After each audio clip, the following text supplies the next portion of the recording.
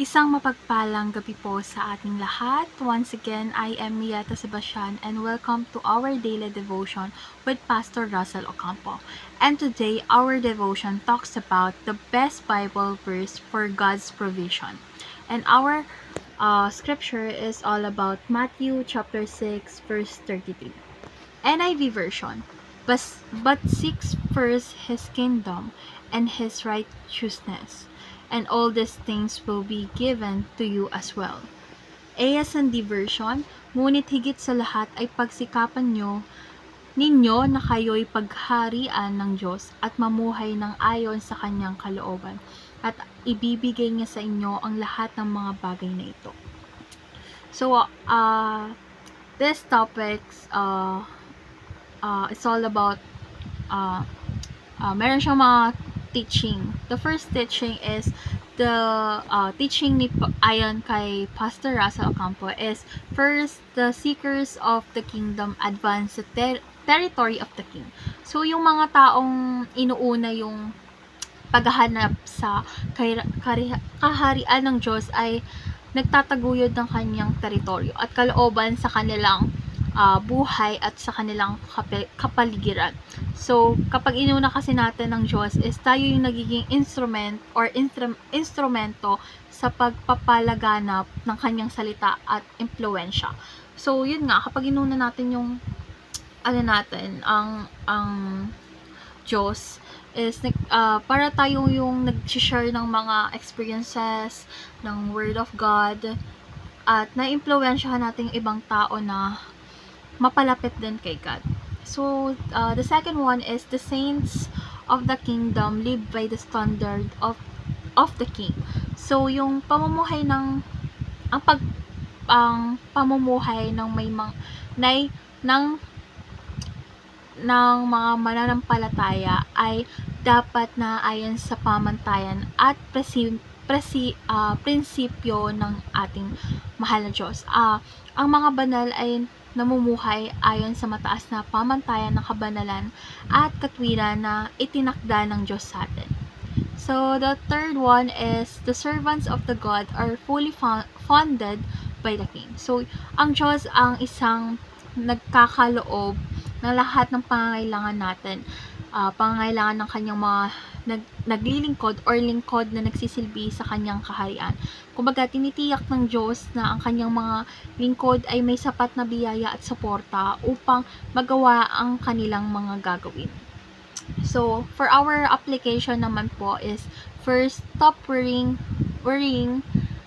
about our needs. So, dapat pinagkakatiwala or ipagkatiwala lang natin lahat ng ating pangangailangan sa ating mahal na Diyos at huwag mag-alala dahil ang Diyos ang magbibigay ng lahat ng bagay na kinakailangan natin. So, dapat naghihintay lang din tayo ng tamang oras, tamang panahon at isurrender lang natin lahat ng worries natin kay God kasi si God, kapag alam niyang para sa'yo, para sa'yo.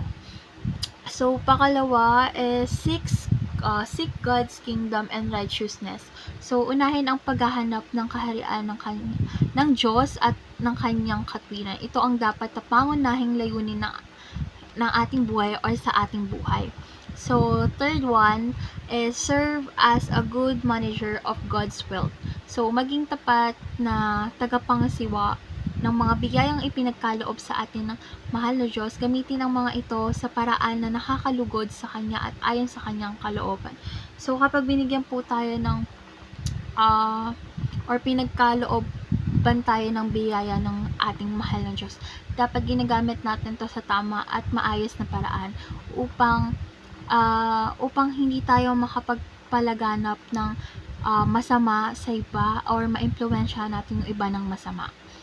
So, the last one is the discussion. So, our discussion is all about what should we do first before claiming Matthew chapter 6 verse 33 as God promised to us. So, for me po, upang ang kininang pangako ng Mateo or Matthew chapter 6 verse 33, dapat munang maging matapat tayo sa paghahanap ng kaharian ng Diyos at ng kanyang katwiran. Kasi nangangahulugan po ito ng pagsuko ng ating sariling mga plano at pagnanais na sundin ang kalooban ng Diyos sa ating buhay.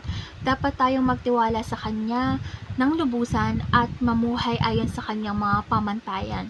Ang paghahanap po sa kaharian ng Diyos ay hindi lamang isang bahagi ng ating buhay, kundi dapat nating unahin higit pa sa lahat. So, ang pagtitiwala po kasi sa ating Panginoon is para tayong naglalakbay or sa ating paglalakbay ay mahalaga dahil siya ang pinagmulan ng lahat ng ating pangangailangan. Kapag inuna natin ang kanyang kaharian at katwiran, ipinapangako ng Diyos na ibibigay niya ang lahat ng bagay na ating kinakailangan. Hindi tayo dapat mag-alala, kundi magtiwala na ang ating mapagmahal na Ama sa langit ay laging nariyan nandyan upang tugunan ng ating pangailangan.